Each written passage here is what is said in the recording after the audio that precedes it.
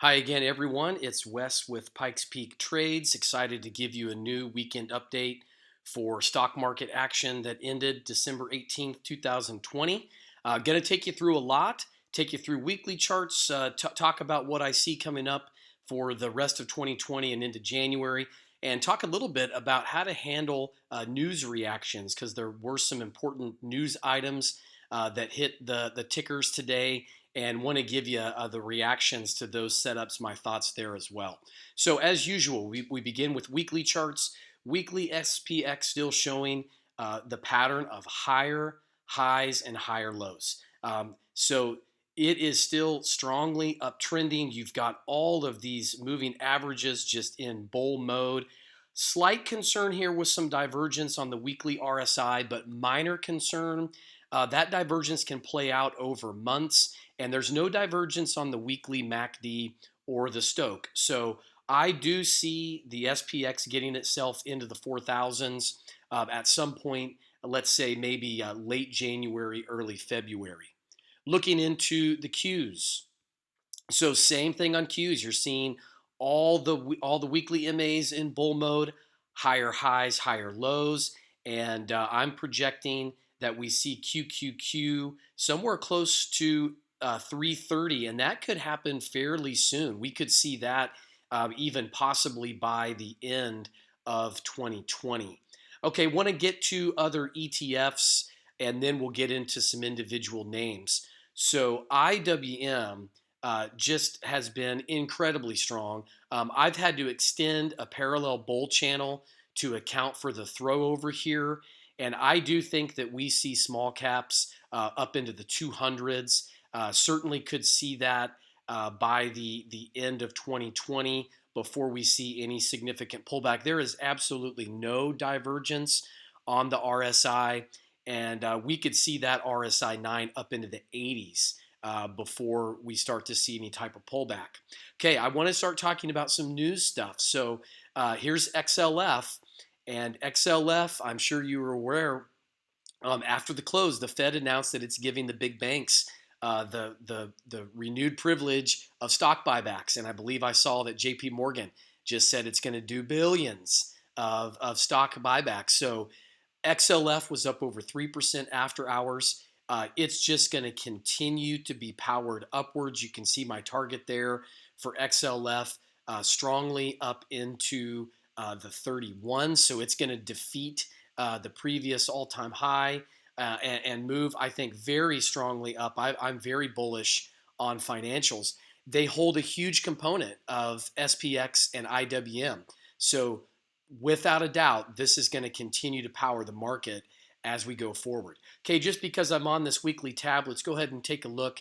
You all know I've been very bullish on metals and miners, and we're still kind of looking for the official confirmation of some breakouts. We challenged weekly MAs above that were resistance, got hit back a little bit on Friday, but I am still definitely seeing the possibility for very strong moves through the end of the first quarter in 2021.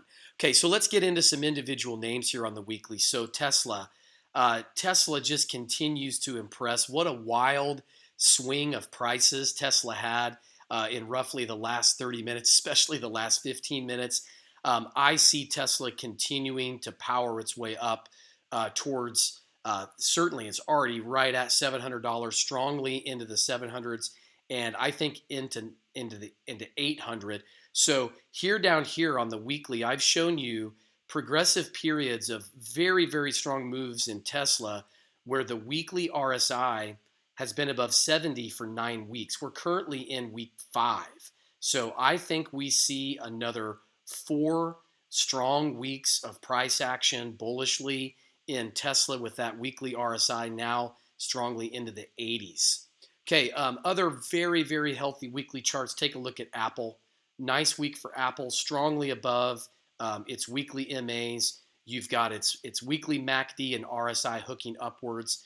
This is looking good for bullish continuation. I think we see Apple at 150 probably by the end of January into early Feb.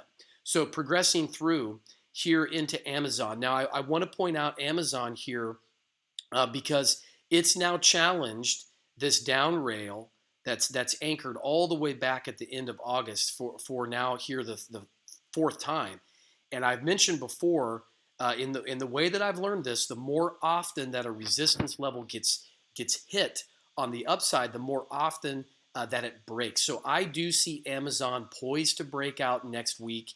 I think we see Amazon into the 3,700s, possibly by the end of 2020. And because of that 3745 target, I want to go ahead and jump into the details on Amazon. So if I get you now into the Amazon daily, I had been showing what were actually some more conservative price targets in Amazon. I have updated that in order to get us into the 3700s by January. We've got to upgrade what I'm projecting as this minute wave. So I've been counting a nested set of ones and twos. Other waivers are counting this low here as the end of an Elliott wave triangle.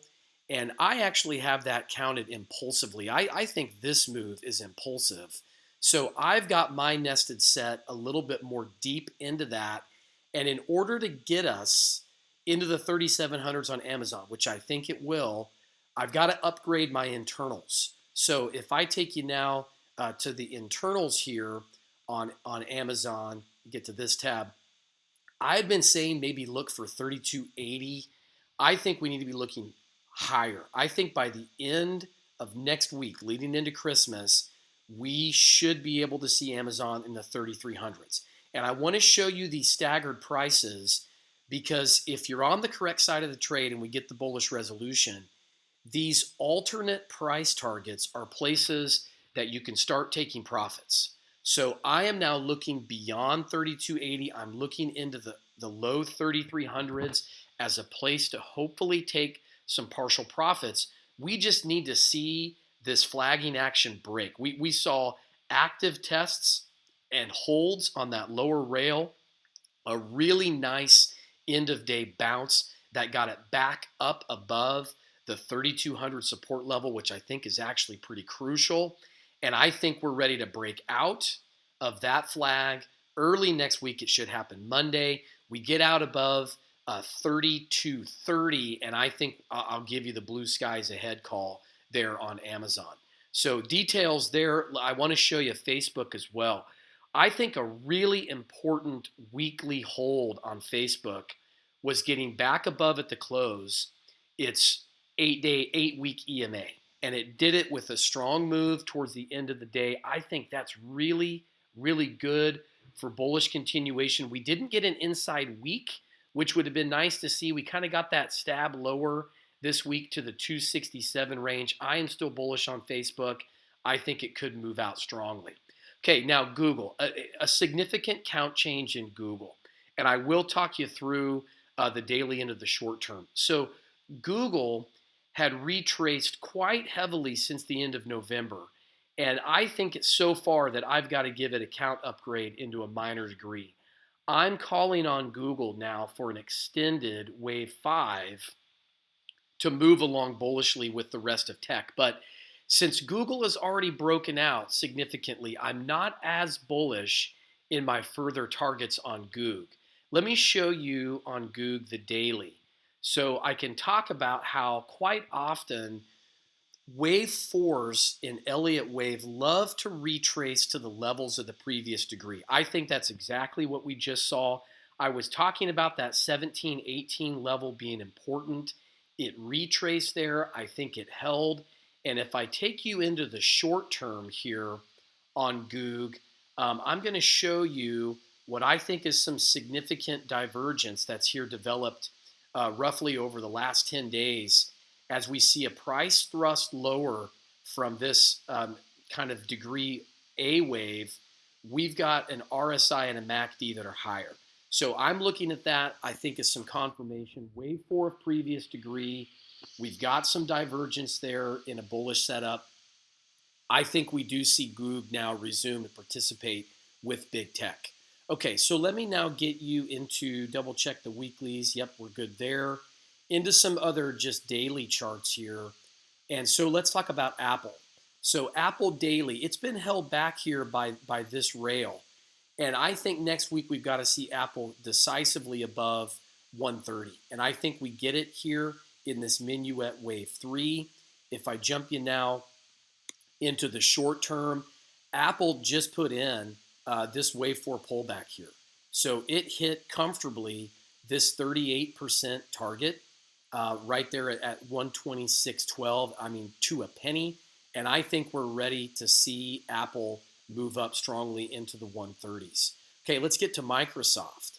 So Microsoft here on the daily, a significant back test and bounce off that 216, 217 pivot area. Look at that bounce off the 8-day EMA. So 8-day EMA horizontal pivots for trend following, for testing and entry, I think you're seeing is significant in my style. I really love that bullish looking hammer. I think we can see Microsoft up to 230 before the end of 2021. And if I show you that now Microsoft on the short term, okay, you're going to see a bust out of that bull flag. So really nice to see. Now Monday, could we see another back test? Absolutely, but that would just be a bullish back test. I have an intermediate, or I should say short-term price target by the end of the week leading into Christmas at about 226. Facebook short-term, you're going to see the same thing. Look at that flagging pattern down, a bust out, probably already got the back test. And now I think that we could see Facebook towards the end of next week into the 290s. Okay, really good view here. Now we're looking at short term. Had a lot of questions about how would I count here the short term look for Tesla. So I think we've just got a nested set of ones and twos. This fib or price retrace so far, you got to give it a wave 2 here. I think we saw that strong bounce into the close after hours buying. I see Tesla by the end of next week into the 700s. I've got a 735 target by, I think, possibly the end of 2020, maybe even 750 on Tesla. Now look at the lower rail and the 200 period MA hold. So rail supports, whether they're diagonal or horizontal, use moving average support. I love on the short term. You know I use the 200 period, 15-minute MA. It's essentially like a 2-day moving average, and you're seeing that is my trend following tool. Okay, I think we're good here for showing you big tech. Let me get into other names. So other names, I do want to talk a little bit more about other news things. So DraftKings, we got news that the Ohio legislature rejected here online sports gambling involving DraftKings. You know, it just pulled it back within what I think is still a very healthy bull progression. So as far as news goes, you don't trade on news. If you do, you're going to probably get whipsawed, and you're probably going to be so conflicted that either you're going to overtrade and trade emotionally, or you're just going to be paralyzed. So just look at price levels and momentum. It's strongly above the 200 period MA. I think we see DraftKings by the end of next week up to my minuet wave 3 target. I think eventually we see DraftKings by the end of 2020 into the 60s. Now, how about another one? Palantir here. So a downgrade, and I think that probably either finished a nested 1-2 in my primary count, or some bullish truncation of a wave D in a minor 4 triangle count, if you'd rather use the triangle here for your counting. So again, did it lose this rail support? No. Now, did it lose the 8 EMA? Yeah, but it was down almost 5%. But it did not set a lower low here beneath 25.11. So I still think Palantir is in a bullish situation. If you bought this on the dip, I think you'll probably get rewarded. How about other news? We got news that Microsoft is now going to start making its own chips. So AMD and NVIDIA were hit intraday. I do still think it's just a pullback within these count progressions that make sense. I think AMD just saw a minute wave 4. it bounced back above the 8 EMA. So that's my trend following. I still am in AMD. In fact, I bought AMD and NVIDIA on that news. If I take it into NVIDIA, it just put in a really nice wave 2. Okay, and that's the wrong fib, I believe, right there. I think that's actually the 50% fib that it just nicely hit, maybe even the 62% typo there. Held this horizontal pivot. I bought NVIDIA December 31 calls. I think we see it up here challenging this kind of sideways range progression it's been in all the way since September. Okay, other names I want to show you in this chart. I want to talk about Zoom. So Zoom still sideways. I don't know how long they can keep pegging Zoom right here beneath this 407, 408 pivot. I'm not actively looking to trade it until I see confirmation, but I would just say above this down rail, above the 8-day EMA, you're probably looking for a bullish resolution here on Zoom. Okay, Pinterest. This is one I've been calling out that I don't know. I think we may be seeing a rounded top in Pinterest. Let me extend that screen out for you. And we've got the RSI and the MACD pointed downwards. So I am not as bullish on pins, just one to watch. If this rail breaks on pins, you probably want to think about exiting positions if it closes below 68. Okay, otherwise we could just see kind of the anti-divergence march all the way up to 80, totally possible. How about Beyond here? So Beyond got itself above the last 2 days, this significant 142 pivot. I think Beyond is good for a move to the low 150s. I'm not a buyer here.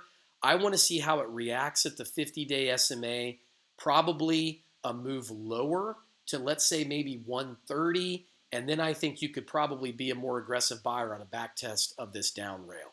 Okay, just a few other individual names so I can get you my stocks A to Z. Boeing. I still like Boeing in this flag. If we get stimulus news, again, I don't trade on news, I trade on technicals. We saw a lower rail hold, a 21 EMA hold. The spark here would probably be the stimulus news, but I'm just suggesting the technicals are there for Boeing to keep moving up. Okay, Roku. I had tweeted out Roku was kind of my nemesis name this week. I messed this up. I would have loved to have had some calls to be able to exit on Thursday. I did not. An inside day on Friday. I have Roku possibly moving up to challenge 390, 400. We're just going to see. I do still have the possibility we see a top. If we get market resolution like I'm calling for, I think this purple count's more likely. Okay, and we'll finish here with Netflix before I take you into my favorite silver miners. I think Netflix still progressing well towards this kind of sub-degree target. How about upper 540s, maybe 550, maybe a rail hit by the end of January? I am holding Netflix December 31 calls. Okay, I want to finish here with my mining names. And I want to talk again about news. So one of my favorite miners, Coeur d'Alene here, was hit with the downgrade, and it was hit significantly. You can see it's down 12% on the daily. Now, that was disappointing, but again, it's within a pullback area that I was very comfortable to add. So I added aggressively more shares, and I also added longer-term April options on Core. Now, it is possible with the downgrade that we see a topping area sooner as opposed to later, but that's why I've got there just as an alternate. That did affect some other names, and I think it's also just healthy rest. So look at Hecla, another name I really like, just an inside day, hit a 38% fib. AG, one of the leaders in this sector, First Majestic Silver, just I think continuation bullishly within this. I would not have recommended that anyone panic sold any of these silver mining stocks. In fact, you should have been looking to do the opposite. You should have been looking to add. Okay, so there's my overall outlook and progression for you. I hope I took you through everything that you might have wanted to see. If you didn't, send me a tweet. I can give you a chart update within the realm of the things that I'm currently charting. if I happen to miss one. I think we're gonna see the Santa rally into Christmas Day. So I'm positioned for it. As always, know your risk, know your levels, and I think we could see a strong move to finish up in 2020. So take care. I wish you a great weekend, and as the holidays approach, hope you have a wonderful Christmas season into New Year's. Wish you all the best, and let's continue to look ahead to some exciting trading days coming up.